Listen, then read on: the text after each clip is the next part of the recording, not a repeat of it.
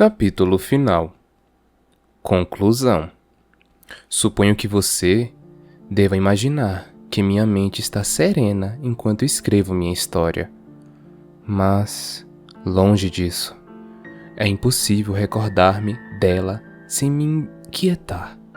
Não fosse pelo profundo desejo que você expressou de conhecer essa história, eu não teria motivo para dedicar-me a esta tarefa tão árdua, cujo teor vem deixando meus nervos à flor da pele há meses, fazendo ressurgir as sombras de um terror indescritível, que, mesmo após eu ter me libertado de suas amarras, persiste atormentando meus dias e minhas noites, e tornando minha solidão insuportável. Permita-me esclarecer um ponto mais sobre o exótico barão Vordenberg, a cujo peculiar conhecimento devemos o fato de termos encontrado o túmulo da Condessa Mircalla. Ele vivia em Graz, com uma escassa renda, que era tudo que lhe sobrara da ostentosa herança de sua família na Alta Estíria.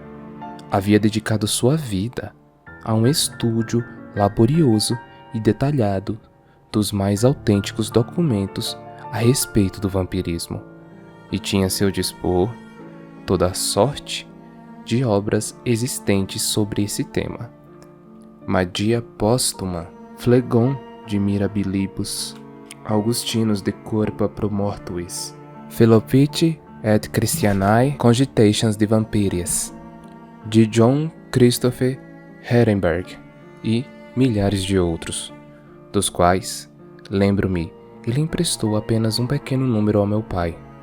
Em sua posse, havia um volumoso compilado de todos os casos judiciais, nos quais ele identificara um padrão de princípios que pareciam reger a condição dos vampiros. Devo ressaltar que a palidez cadavérica, geralmente atribuída aos mortos-vivos, não passa de uma fantasia melodramática. Tanto dentro do túmulo quanto em sociedade, eles exibem uma aparência bastante saudável.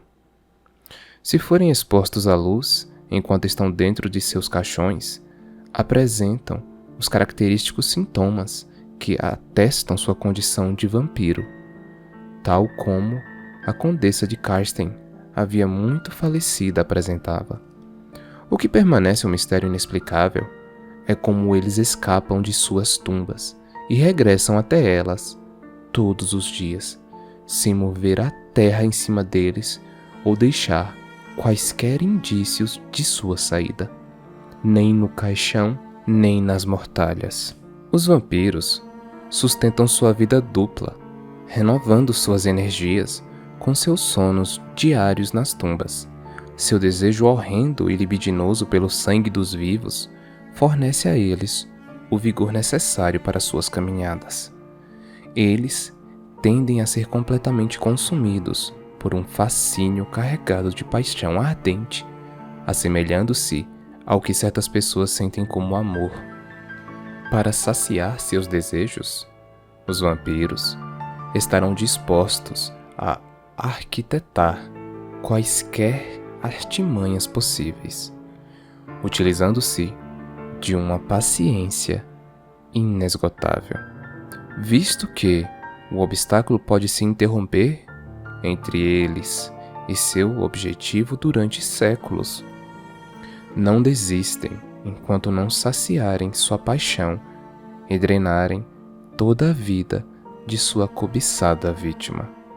Mas, em tais casos, apesar de sua ânsia arrebatadora, os vampiros degustam seu prazer assassino de maneira mais parcimoniosa e prolongada possível, com todo o esmero de um adepto do epicurismo, valendo-se de abordagens ardilosamente corteses que parecem almejar algum tipo de aceitação ou consentimento.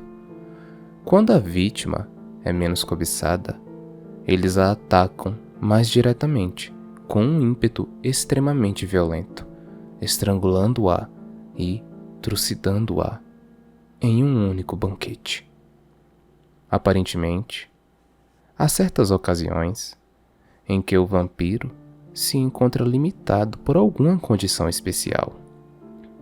No caso em particular, que relatei nestas páginas, Mircalla parecia de alguma forma presa a seu nome, o qual, mesmo que não fosse de nascença, deveria ser constituído unicamente pelas mesmas letras, nenhuma a mais ou a menos. Isso configura o que chamamos de anagrama. Carmilla apresentava essa limitação, bem como Mircalla. O Barão de Vanguard ficou hospedado em nosso castelo por 2 ou 3 semanas após a expulsão de Carmilla, e meu pai contou-lhe a história do nobre morável e do vampiro no cemitério da capela de Karsten. E depois quis saber como o barão havia desvendado o mistério da exata localização do túmulo da Condessa Mircalla. Havia muito perdido. O semblante do barão franziu-se em um riso indecifrável. Ele baixou os olhos para o velho estojo de seus óculos e o revirou em suas mãos, ainda sorrindo. Olhou para o meu pai e falou: "Tenho incontáveis diários e outros documentos escritos por esse homem notável.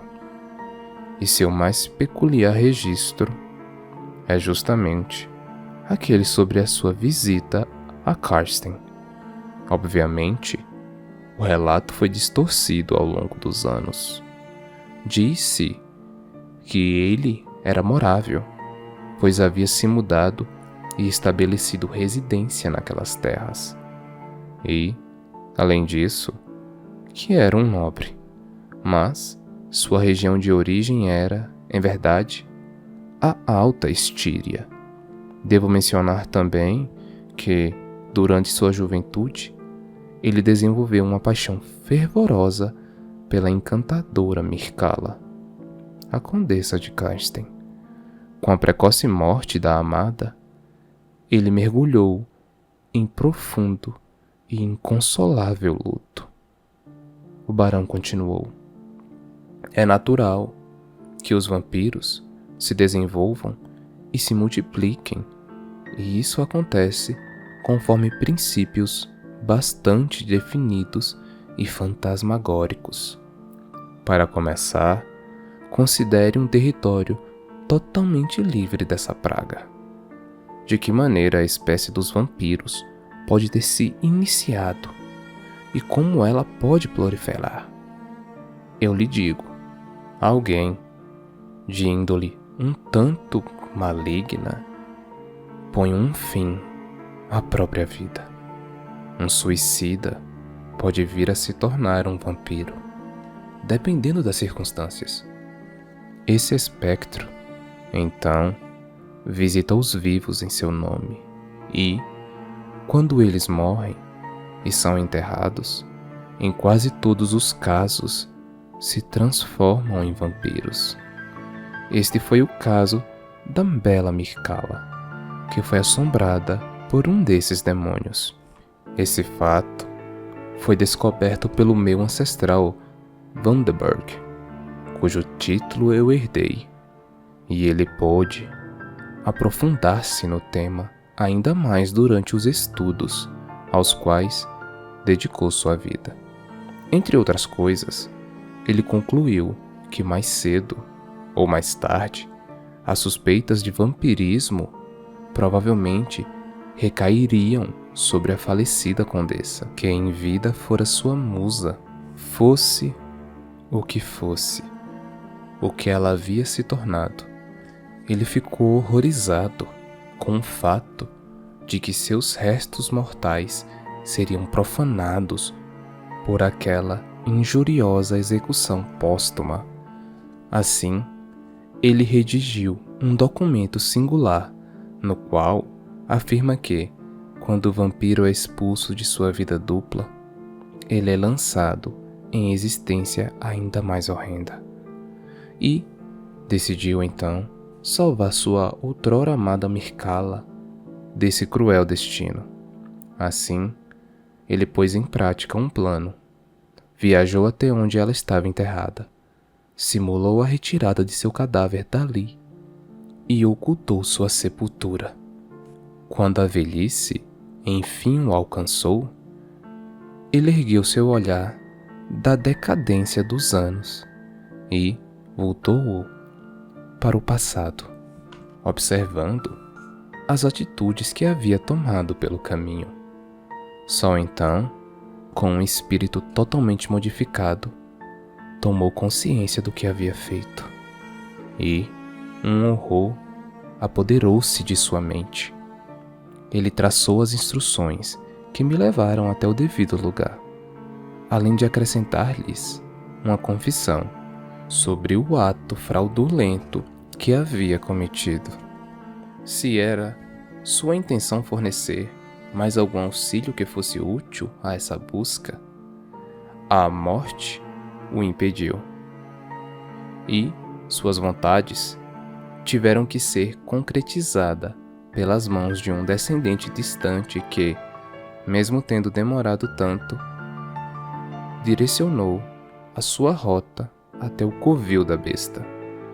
Continuamos a falar por um tempo, até que ele disse: um sinal característico dos vampiros é a força que tem nas mãos.